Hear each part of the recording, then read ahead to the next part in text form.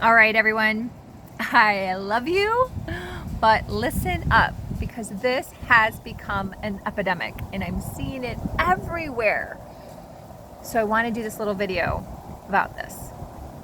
What is this? It is managing your energy in relation to other people. We are around other people the majority of our days. We go to networking events. We may have an office job, go to the grocery store, deal with the neighbors, families. And then on top of it, we're on Zoom calls, we're on the internet, and we are always consuming other people's energy. And I continue to see this actually show up. I can actually see it in people.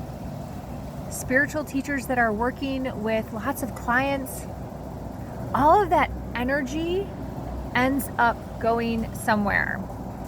And if you're not managing your own energy system, taking breaks, going for a walk, doing clearings, doing energy sessions on yourself, it ends up affecting you. It ends up affecting your energy, ends up affecting your overall emotional health and even your appearance. Yes, I went there. You may not need that facelift if you were doing energy clearings to banish other people's negative energy, their trauma, their sadness, all those things.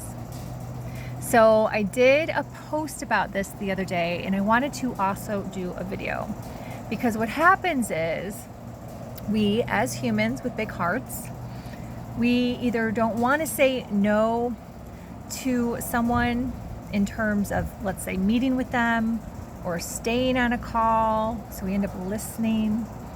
We don't end up cutting time and walking away, taking a break. Sometimes we think it's us. It's like it's our fault. And often too, we have guilt around setting those boundaries. And I want you to know that it's not your fault. And also, it doesn't mean there's something wrong with the other person necessarily. It just means that you need to take a break. You need to shift, clear, and then get back to what feels normal and good for you.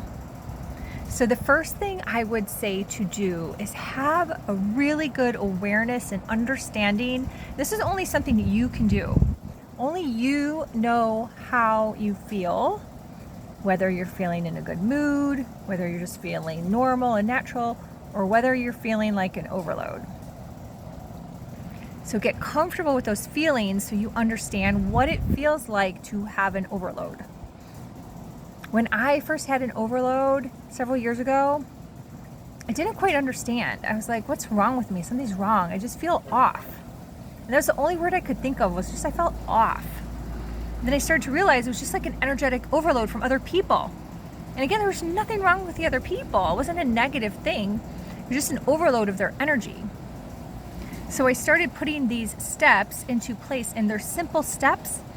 It's just having the awareness around them that they're simple steps and remembering to do them instead of keep going on autopilot. So again, number one is understanding how you feel and having awareness of how you feel when you're happy, when you're at peace, when you're excited, when you're just going along at your own pace. Number two is when you realize that you're on overload, that you actually take a moment and recognize it. And you're like, oh, no, this is overload. This is overload. And then have the ability to start to shift from that overload. And that would be step number three. Do something different. Hop off the call. Say, hey, my dogs need to go potties. Hop off the call. Have a back pocket of some little things that can help you escape a situation if you need to, if the other energy of the other person's too much and you need to cut it and move. Maybe you're in a meeting and you need to leave the meeting. It's gone on too long and you're like, you know what, I think I need to go. And you're feeling that intuitive nudge, I think I need to go. Go. Think of a reason and get out. Take a walk. Take a nap. Meditate. Listen to some music. When I have an overload from too many meetings when I'm at home, or if I was traveling and then I come back from networking meetings, like if it's nice out, I'll lay in my hammock, I'll put my earphones on and listen to some Hertz music. And I'm fortunate that I can do an Ahai session. You need to have an energy healing session? No, you don't need to. And I don't always do it. Just as simple like closing my eyes for 20 minutes and listening to some music or just being in silence will help. You can also do some other little energy clearing things like this that help shift you. You can rub your hands together. That also helps shift. So there's other little tools. You can run some water. Those are some other just simple things, right? That can help you shift the energy.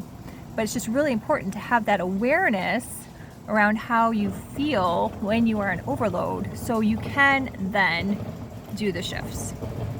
It all starts with an awareness, right? It all starts with awareness. And someone yesterday asked me on a podcast interview, like, well, how do you get the awareness, right? And that's such a good question. So I want to share about that really quick, because that is really using your intuition, using your inner guidance, so you can really listen and understand your body. And that all comes from your higher mind, right? When you start to like listen and feel those nudges, have that knowing that, oh yeah, I'm on overload, right? And one of the ways to get that clarity and have that increase in your intuition is to stop distractions. So see, we're kind of going around in a circle here, because distractions, scrolling mindlessly, watching reels, watching TikTok, heck, scrolling on YouTube, I mean, anything like that. Anything that's just like mindless scrolling, those are just distractions. Watching the news and it's making you not feel your best. Anything on the news, so many people don't watch the news anymore. I can understand why. I raise my hand on that one. We rarely watch the news because it's just kind of yucky, right? So those are distractions. And that also then adds into the energy field buildup that you may experience. So it kind of works hand in hand. Like if you get rid of distractions, you're going to, number one, be freeing up your mind so you can hear your intuition. And number two, you're also just going to be feeling better and having less energy coming into your field. So distractions, I always say, if I have one tip for anyone, a lot of people say like meditate or breath work. I'm going to say, and I'm going to stick by this, eliminating distractions or at least minimizing them. So if you want to go to that level and really understand how you can do that, just start to manage your day. Look at how much time you're spending on your phone. What are you doing when you're on your phone? Is it intentional? This would be an intentional video that helps you. This is very different than some of the other videos out there that aren't so intentional on your personal development. So separate, how am I spending my screen time? Is it intentional or is it just me scrolling? And often that scrolling, you're trying to feel better, right? But if you just did the things, you would feel better. That's the problem out there. You're trying to like self-medicate in this way that really isn't helping. It's really not helping. It's just perpetuating the problem. It's just perpetuating the problem. You're clogging up your intuition and you're adding to your distractions. So those things aren't helping you feel better. They're not. Straight up, they're not. You may think you're getting like a fix, but it's just like this short-term fix. It's really not helping you long-term.